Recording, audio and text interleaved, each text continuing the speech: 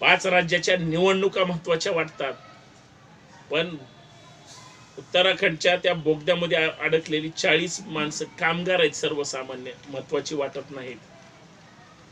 पंचनाम्याचं सरकार आहे. उद्या 40 लोक मेले तरी त्या बोगद्यामधले पंचनामाच होईल. आरक्षणासाठी जरी लोक मरतायत आणि मेले तरी पंचनामाच होईल. पण ते मरू नयेत, मेले नाही पाहिजे, जगवले पाहिजे, त्याच्यासाठीची जी यंत्रणा आहे ना ती सक्षम नाही ना साहेब.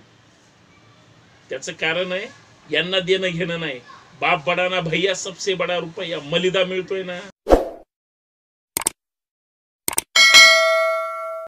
उत्तराखंड मध्ये 40 लोक अडकलीत. भारताचे प्रधानमंत्री तिकडे प्रचारात व्यस्त आहेत एकदम. तिकडे सभा झोडतायत. केंद्रीय यंत्रणा काय काम करते माहित नाही. एखाद्या राज्यामध्ये एखाद्या पक्षाची त्यांच्या नेत्यांची जिरवायची असेल तर मग केंद्रीय यंत्रणा सुद्धा काम करतात. ईडी, सीबीआय, अजून कुठल्या कुठल्या त्यांच्या ज्या काही पाळलेले आहेत ते सगळे ऍक्टिव्ह मोडवर असतात. साहेब इथं 40 लोक त्या बोगद्याचं काम करत असताना माती ढासळली आणि अडकून बसले. मी आता मगाशी एक फोटो पाहिला आतल्या कामगारांचा, तुम्हाला पण दाखवेल. अक्षरशः त्या आतल्या लोकांनाच काहीतरी प्रयत्न करावा लागेल, कारण बाहेरची सगळी यंत्रणा ही अयशस्वी झालेली आहे.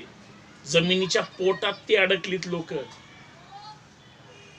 40 लोकांचे कुटुंब, त्यांचे लेकरं बाळ, बायको, त्यांचे आई वडील असतील. त्यांना माहिती आहे की आपला बाप, भाऊ, नवरा जिवंत येईल की माहित नाही. काय वेदना असतील त्या कुटुंबाच्या. आणि ज्या राज्यातली ही लोक असतील, समजा काही कामगार असतील या राज्यातून त्या राज्यात कामाला जातात.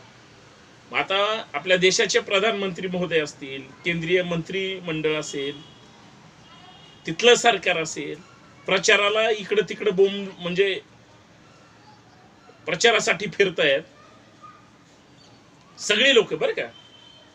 सत्ताधारी जे आता केंद्रात आणि ज्यांची सत्ता आहे त्यांची लोक. आणि ज्यावेळेस या कामगारांच्या दारात जातील त्यावेळेस हे काय म्हणतील, तुम्हाला मतदान देऊ म्हणतील का आमची माणसं ती अडकलेली काढा म्हणतील. काय म्हणजे संवेदना कुठं आहेत, कुठून जन्माला आलेली ती लोक. खर तर प्रचार गेला तिकडे उडत. राज्याचे देशाचे प्रमुख तिथं ठाण मानून बसले पाहिजेत. बर, मी काय त्यांच्याबद्दल टीका नाही करत आहे. ते महामहिम जगत जेते नेते हुकुमशाह आहेतच, काहीच विषय नाही. हिटलरचे सुद्धा बापच आहेत, काहीच प्रॉब्लेम नाही. दुसऱ्या राज्यांमध्ये माणसांमध्ये अराजकता निर्माण करायची आणि स्वतःची पोळी भरायची, हा जर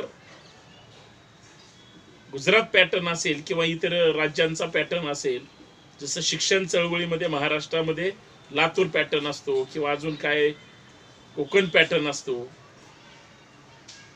तशी जर अवस्था असेल तर काय म्हणजे कोण आहे त्या 40 लोकांच्या मृत्यूला उद्या काही बरं वाईट झालं, जीव गेले या लोकांचे, साहेब कुणी नसतं सर्वसामान्य लोकांचं. आणि कितीही कुणीही एकत्र येऊ द्या, ते फक्त स्वार्थासाठी एकत्र आलेले असतात. समाज म्हणून असू द्या, काही असू द्या, पण माणूस म्हणून कुणीही विचार करणार नाही. संवेदना 100% बोथट झालेल्या आहेत. परत ती राज्य कशी गिळता येईल आणि गिळायची याच्यासाठी सगळे प्लॅनिंग करतात.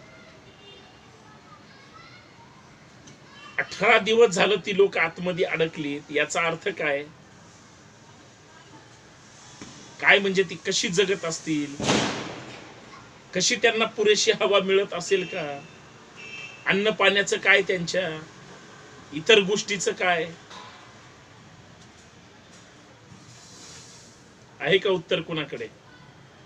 आणि ही आमच्या राज्याची परिस्थिती आहे साहेब, म्हणजे देशाची. आणि देशाच्या कारभारीने जी काय केले त्या राज्याची सुद्धा हीच परिस्थिती आहे.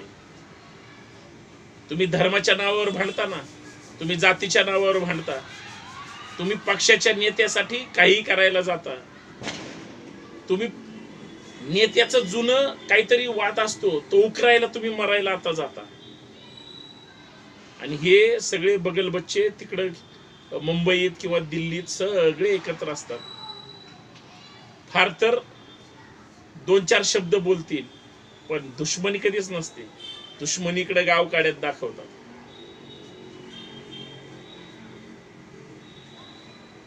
मी नुसतं ते 40 लोकांबद्दल नाही बोलत आहे. आरक्षणासाठी इकडे आत्महत्या सुरू आहेत. काय प्रोग्राम राज्याच्या सरकारकडे? लोक मरतायत अक्षरशः, जीव देताय जीव. काय वाटतं राज्याच्या मुख्यमंत्र्यांना? हे कुठलेही असू द्या, मला काही देणं घेणं नाही त्याचं. आहेत का संवेदना त्यांच्या मंत्रिमंडळामध्ये, प्रशासनामध्ये? मरतायत मरू दे, हे पंचनामा करायला फक्त जातात.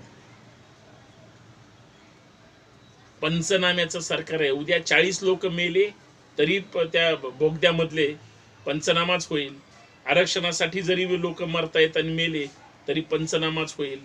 पण ते मरू नयेत, मेले नाही पाहिजे, जगवले पाहिजे, त्याच्यासाठीची जी यंत्रणा आहे ना ती सक्षम नाही ना साहेब. त्याचं कारण आहे यांना देणं घेणं नाही. बाप बडा ना भैया सबसे बडा रुपया, मलिदा मिळतोय ना,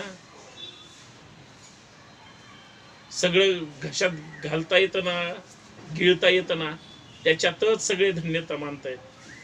कशी आली, कुठून आली ही सगळी वृत्ती?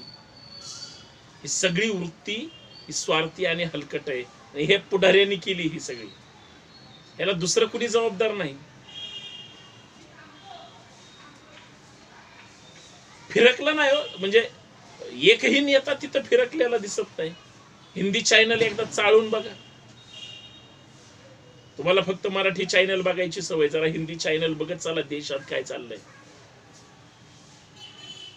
5 राज्याच्या निवडणुका महत्वाच्या वाटतात, पण उत्तराखंडच्या त्या बोगद्यामध्ये अडकलेली 40 माणसं, कामगार आहेत सर्वसामान्य, महत्वाची वाटत नाहीत. मग तुम्ही माणसं आहेत का जनावर आहेत हे पण तपासून घ्या. ज्यांच्या हातात कारभार आहे ती अशी वाटतात. याच्यावर कुणी आत्मपरीक्षण करणार आहे का नाही? राजकारणासाठी सगळे नेते सोयीनं आपल्या आपल्या परीनं राजकारण करतात. मग त्यांच्या हक्कासाठी बोंबलण्याचे कशाला नाटकं करतात? तिकडे झाली, इकडे सुद्धा काहीतरी परिस्थिती होईल, त्यावेळेस आपल्या भावना काय असतील? फार दुर्दैवी आहे. नेते निर्दयी आहेत हे मला साध्या सरळ भाषेत सांगायचंय. आपल्या राज्यातले, आपल्या देशातले नेते निर्दयी, स्वार्थी आणि कपटी मनाचे आहेत. तुमच्या जीवाचं, कुटुंबाचं काही देणं घेणं नाही. नेते बदला आणि चांगले विचार ठेवा. वेळ पडली तर विचारधारा बदला आणि ती सत्याची विचाराची कास धरा. बस, संपला विषय. धन्यवाद. जय जिजाऊ.